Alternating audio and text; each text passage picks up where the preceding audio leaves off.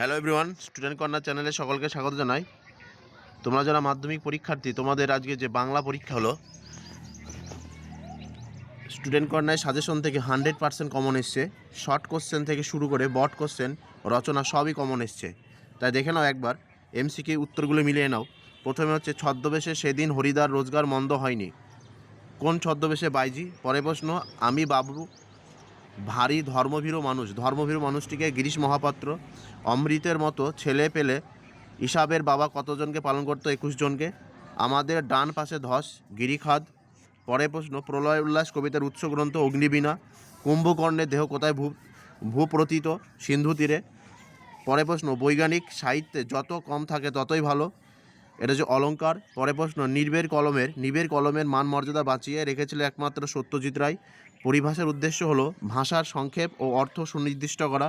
পরে প্রশ্ন, রামের চেয়ে শ্যাম ভালো, অপাদানকারক।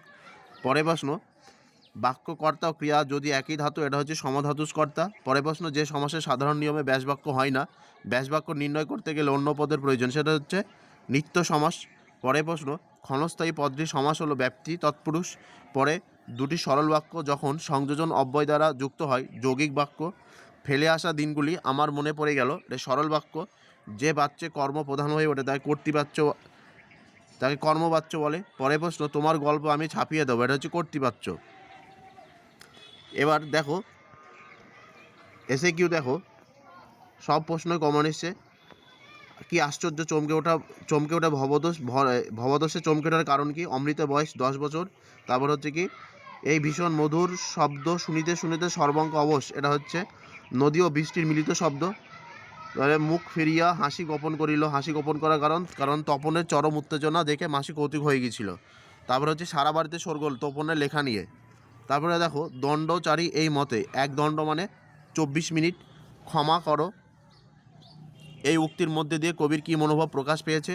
তারপর হচ্ছে প্রণামীয় ধাত্রী চরণে, এটা হচ্ছে রাবণ পত্নী ও মেঘদূতের মা। পরে আগুন ধরার কারণ, মানে এখানে যুদ্ধের কথাটি বর্ণনা করতে হবে। আমাদের পথ নেই আর, তাহলে আমাদের কি করণীয়? সংঘবদ্ধ হয়ে থাকতে হবে। তুমি সবল, আমি দুর্বল। তুমি সাহসী, আমি ভীরু। এখানে তুমি বলতে এখানে লেখক আসলে কাকে বলে বুঝিয়েছে? যিনি কানে কলম গুঁজে তাকে বলা হয় দার্শনিক। বিজ্ঞান চর্চায় এখনও নানা রকম বাধা আছে, কোন বিষয়ে?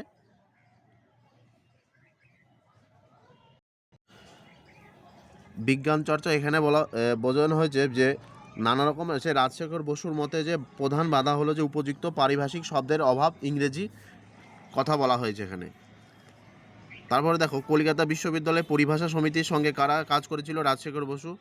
এবার ব্যাকরণগুলি দেখো, লাস্ট মিনিট সাজেশন থেকে সবই এসছে প্রায়, দেখে নাও একবার।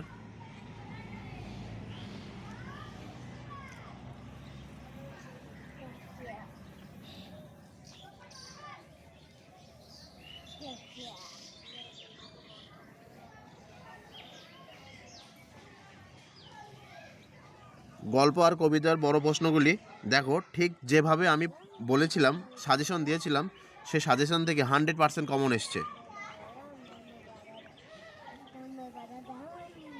প্রবন্ধ রচনা দেখো, সব কমন। ভিডিও দেখতে পারো তোমরা।